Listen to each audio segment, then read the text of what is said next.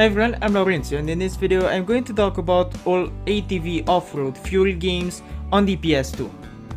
ATV Offroad Fury is an interesting game. It's good and bad at the same time. The physics, for example, aren't good, but they are enjoyable. The stiff ragdoll physics aren't top tier, but still look great. The controls are good when you play the game casually, but if you want to progress in the game, you will have a hard time with the controls. They aren't always the most comfortable. Also, you have to preload jumps. When you jump, you have to be careful how much you accelerate and how you angle your jump so that you land it. In many races, if you want to win, you will pretty much have to memorize each jump in the game. There are 11 tracks, and there are over 20 ATVs in the game, each with different stats. And you can feel that each ATV controls different due to the different stats. As game modes, you get races both on indoor and outdoor tracks, freestyle arenas, a practice mode, and the career mode where you can customize your ATV and your clothes and compete. There is no story in the game, it's just some events that have continuity. But you don't really need a story in this game. A story would only ruin it. You'll see what I'm talking about later. And I want to emphasize that the races and especially the free roam maps are so good, only those will offer you hours of fun. It's impressive how huge the free roam maps are. Also in the 4 freestyle maps, if you try to leave the area, this happens. And I find it cool.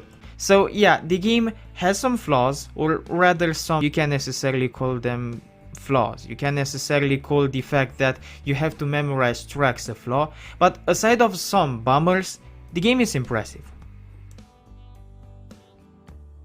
In ATV Offroad Fury 2, the gameplay stays the same, but with a few enhancements. The AI has been improved and controls are made easier to use. Also, this game has minigames too, and back in the day you could play the minigames with friends in multiplayer.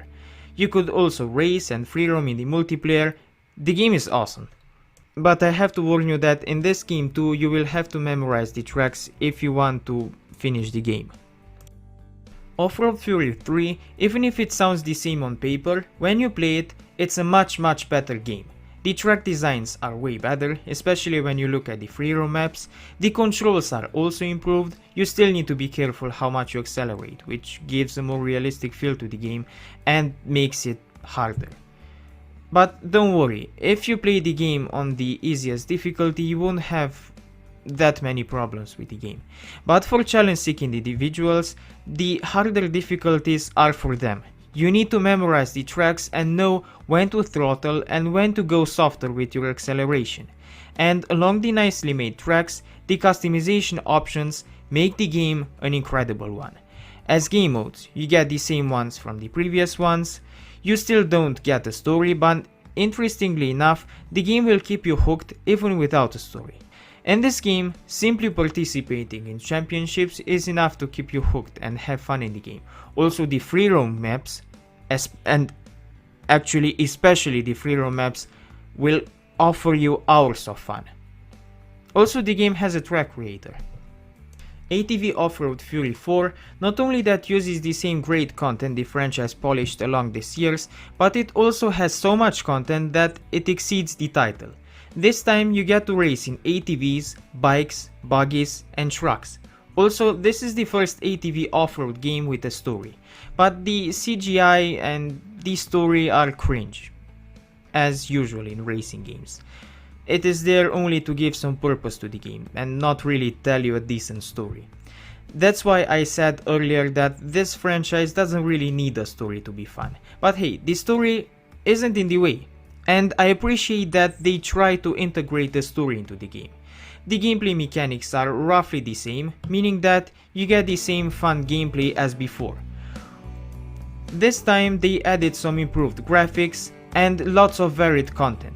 For example, there are 60 tracks in the game and up to 50 championship modes.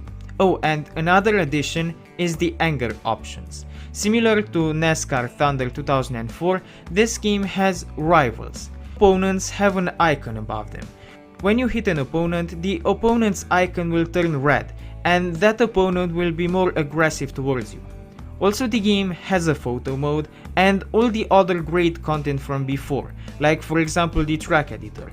The game is amazing. If you haven't tried it yet, you definitely should. Okay, so this was the video. If you liked it, please hit the like button and subscribe. If you want to financially support me in my pursuit to review as many video games as possible, you can do that on Patreon or on the channel's membership section.